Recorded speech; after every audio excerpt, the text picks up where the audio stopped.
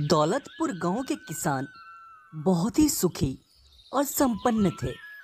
दुखी था तो बस उस गांव का एक किसान मंगू। मंगू के पास खेत तो था, पर जब भी वो खेती करता उसकी फसल खराब हो जाया करती थी। इसीलिए मंगू ने खेती बाड़ी छोड़कर अपना जीवन दूसरे तरीके से जीने का विचार किया। मंगू हर रोज जंगल जाता और वहां से पंछियों को पकड़कर बाजार में ले जाकर बेच दिया करता था। आओ भाई आओ, तोता ले लो, तोता बहुत ही सुंदर सुंदर तोता। कबूतर भी ले लो, आओ सस्ते में ले लो।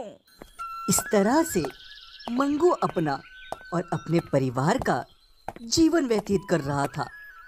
पूरे गांव में खुशियां ही खुशियां थी। अगर कहीं नहीं थी तो वो था मंगू का घर।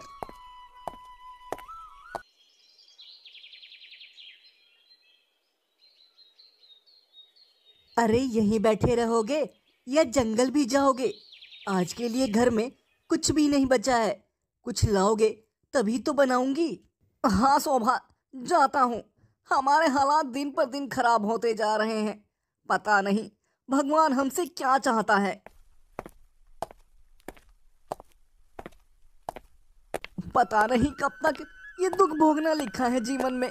पता नहीं कौन से पाप किए थे पिछले जन्म में, जो इस जन्म में चुकाने पड़ रहे हैं।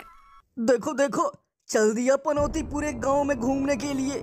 चलो रे चलो, सुबह सुबह पता नहीं किस पनौती का मुंह देख लिया। रतिराम, मुझे देखना तेरे लिए पनौती है तो बच के रहना आज। कहीं ऐसा ना हो कि लेने के देने पड़ जाए। अच्छा ही है जो पिंजरा जंगल में ही छुपा के रखा हूँ, नहीं तो वो भी लेकर रोज रोज घूमना पड़ता। मंगू जंगल में आने के बाद झाड़ियों में से पिंजरा निकालकर उसमें दाने डालकर रख देता है। चलो उस पेड़ के नीचे बैठकर थोड़ा आराम कर लूं। तब तक कुछ पंछी आकर पिंजरे में फंस भी जाएंगे। हाँ, ऐसा ही करता हूँ। मंगू पेड़ के नीचे आराम करने के लिए चल देता है। कुछ घंटे बीतने के बाद बहुत देर हो गई, चलकर देखता हूँ कितने पंछी पिंजरे में फंसे हैं। मंगू जब आकर पिंजरा देखता है तो उसमें एक भी पंछी नहीं फंसा था। आज का तो दिन ही बर्बाद हो गया। लगता है आज के दिन भूखे पेट ही सोना पड़ेगा। चलो चलता हूँ घर अब। मंगू घर की ओर आने लगता है। तभी उसके मन में एक विचार आता है। अगर घर गया तो मेरी पत्नी बात सुना सुना के मेरे कान में घाव कर देंगी। एक काम करता हूँ, जंगल के बीचों बीच चलता हूँ। आज तक कोई भी नहीं गया, शायद वहाँ कुछ खाने को मिल जाए। हाँ हाँ, वैसा ही करता हूँ। जंगल के बीचों बीच ही जाना उचित होगा।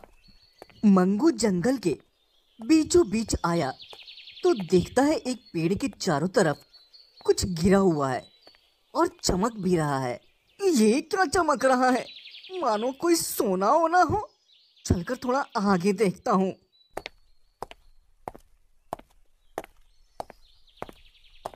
अरे ये तो सच में सोना है।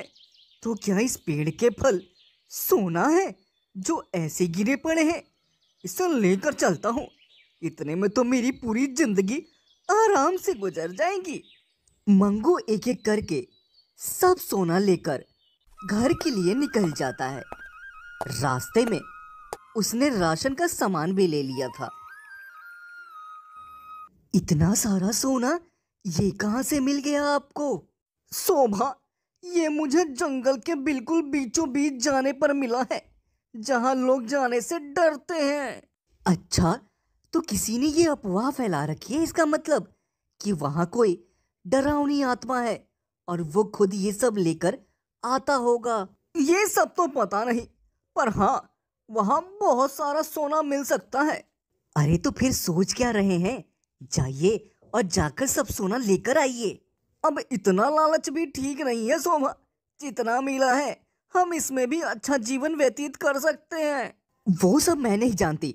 इतनी गरीबी झेली है, अब जब भगवान हमें अमीर बनाना चाहते हैं तो आप पीछे क्यों हट रहे हो? अगर आप नहीं जाओगे तो मैं जाऊंगी और सब सोना लेकर आऊंगी। अच्छा ठीक है, कल जाकर मैं फिर ले आऊंगा सोना। पर अभी शाम हो चुकी है, जल्दी से खाना बनाओ, बहुत भूख लगी है। ये ये आटा चावल लेकर आया हूं मैं।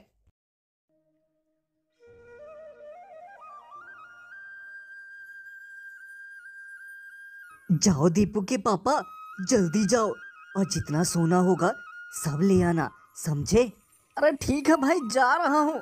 सोने के नाम पे तो तुम इतनी उतावली हो जाती हो जैसे कभी सोना देखा ही ना हो। वैसे शोभा की बात भी उचित है, जब भगवान हमें दे रहा है तो लेने में क्या बुराई है। चलकर आज सारा सोना ले आऊंगा और देख भी लूंगा कि आखिर ये सोना आ कहाँ से रहा है। क्या ये सच में उस पेड़ का फल है या कोई और राज है? मंगू जंगल के उसी पेड़ के पास आ जाता है। आज भी वहां नीचे सोना गिरा हुआ था। ये सोना लेने से पहले ये देखता हूँ कि क्या ये सोना पेड़ से ही गिर रहा है। एक काम करता हूँ, यही झाड़ियों में छिपकर देखता हूँ कि ये सोना आ कहाँ से रहा है। मंगू आकर झाड़ियों में से नजर जमाकर देखने लगता है। कुछ देर में एक चिड़िया आती है और वो मल करती है। उस चिड़िया का मल जैसे ही जमीन पर गिरा वो सोना बन गया। अच्छा, तो ये आम चिड़िया नहीं है, कोई जादुई चिड़िया है, जादुई। अगर इसे मैंने पकड़ लिया तो समझो हम दुनिया के सबसे अमीर आदमी होंगे। हाँ, सबसे अमीर। एक काम करता हूँ, कल आकर यहाँ पिंजरा डालूंगा। कैसे भी इस चिड़िया को पिंजरे में तो कैद करना ही पड़ेगा। कल ही आता हूँ।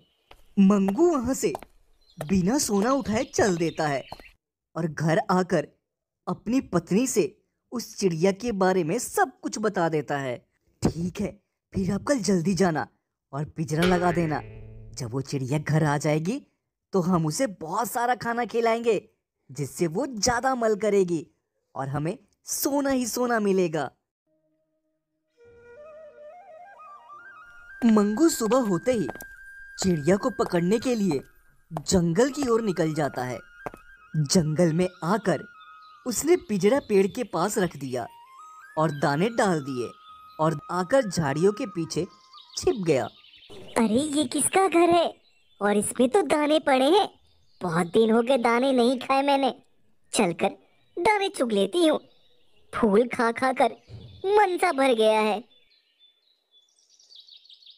चिड़िया दाना चुगने के लिए आई और पिंजरे में ही फंस गई।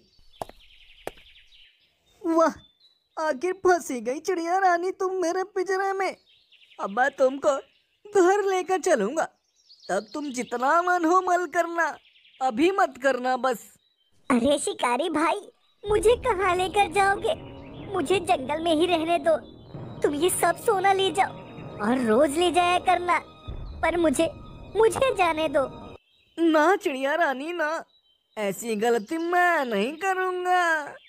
मंगू उसे लेकर घर आ गया और उसके सामने खाना रख दिया। खाओ चिड़िया रानी खाओ, जितना खाना हो खाओ और जल्दी से मल करना शुरू करो। चिड़िया खाना खा लेती है। दिन से रात हो गई और रात से फिर दिन हो गया। चिड़िया ने मल ही नहीं किया। ए जी, ये मल क्यों नहीं कर रही है? ऐसे तो हमारे पास सोना नहीं आएगा। कहीं कहीं आप कोई दूसरी चिड़िया तो नहीं पकड़ लाए? नहीं नहीं शोभा, मैंने अपनी आंखों से देखा है इसके मल को सोने में बदलते हुए। अरे मूर्खो, मैंने तुमसे कहा था कि मुझे जंगल में छोड़ दो। अगर मैं वहां रहती तो तुझे रोज सोना मिल सकता था। मैं एक जादुई फूल खाती हूँ जिसकी वजह से मेरा मल सोना बन जाता है, पर यहाँ तुम मुझे अनाज खिला रहे हो तो कहाँ से सोना मिलेगा? तुम इंसान लालच में आकर अपने पैर पर ही कुल्हाड़ी मार लेते हो। यही किस्मत का खेल है। जब किस्मत साथ हो तो रंक भी राजा बन जाता है, और किस्मत साथ ना हो तो राजा भी रंक बन जाता है। तुम लोगों ने अपनी किस्मत खुद बिगाड़ी है। ठीक है, मैं तुमको जंगल में ही छोड़ दूंगा, फिर तुम वहीं आकर रोज मल किया करना। मैं आकर वहीं से सोना ले लिया करूंगा। मंगू ने चिड़िया को बाहर निकाल दिया। तब चिड़िया बोलती है, अब तुझे कभी सोना नहीं मिलेगा लालची इंसान। मैं इस जंगल में अब कभी नहीं आऊंगी। इसके बाद चिड़िया वहां से उड़ गई और मंगू की किस्मत ने उसकी लापरवाही की वजह से फिर उसके साथ खेल खेल दिया।